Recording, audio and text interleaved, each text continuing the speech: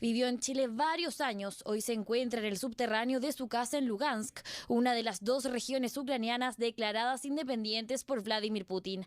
Pero ella está a favor de la llegada de las fuerzas militares rusas, lo que nos permite conocer otra mirada del conflicto. Alabado Dios a Vladimir Putin, que reconoció a nuestras repúblicas, porque la gente no puede aguantar más. Ver el origen del conflicto hay que remontarse a la histórica relación de Rusia y Ucrania. Kiev, la capital ucraniana, también fue la capital del Imperio ruso y por décadas perteneció a la Unión Soviética.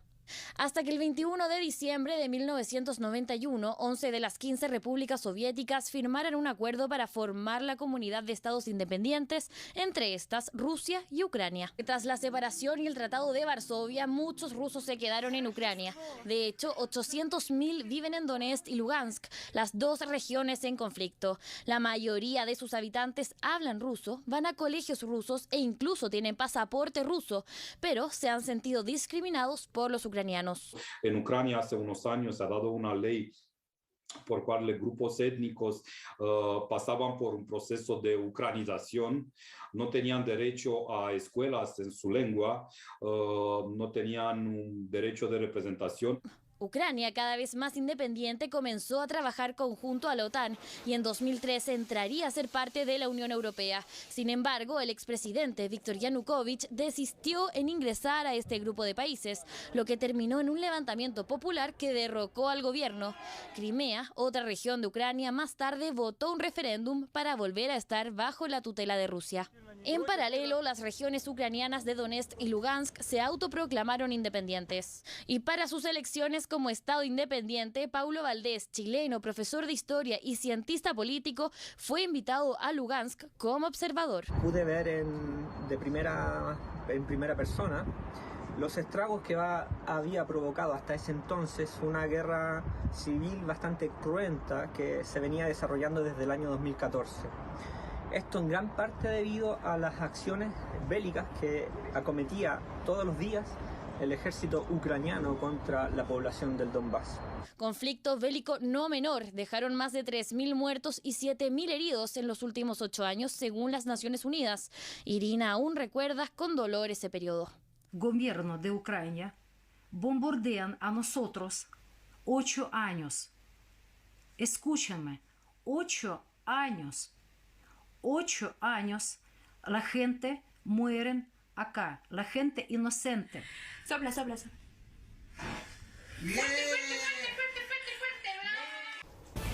Bueno, ahí están parte de los antecedentes de un conflicto que ha estallado ahora, pero que lleva 8 años en desarrollo, que ha costado la vida de miles de civiles en la zona del Donbass y que veíamos ahí en la voz de otros entrevistados con una visión distinta.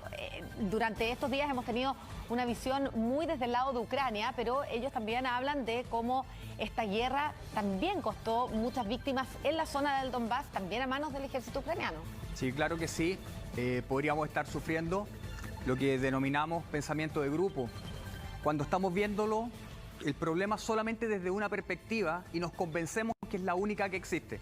Aquí nosotros podríamos relatar lo que está sucediendo en Ucrania desde el punto de vista más sentimental, más con el corazón, pero los hechos son los hechos y tenemos que verlo desde el punto de vista profesional y lo que está sucediendo. Aquí no hay buenos, no hay malos, no es blanco, no es negro, es un conflicto de larga data, tiene bastantes implicaciones. Empieza antes, cuando Ucrania, en el 2008, presenta su solicitud para ingresar a la OTAN. Eso implica el establecimiento de bases de la OTAN en territorio ucraniano e implica armamento nuclear occidental en el territorio ucraniano.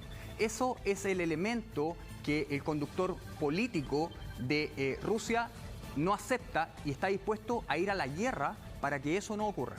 Tenemos acá el mapa de Ucrania, Rusia hacia acá, justamente esta es la zona en conflicto, que son Donetsk y Luhansk, que son entre los dos la zona llamada del Donbass. Así es, correcto. Que es esta zona que ha querido independizarse y que ha reconocido a Rusia su independencia, y con eso comenzó este conflicto armado. Sí, hay un tema en la nota que no se tocó.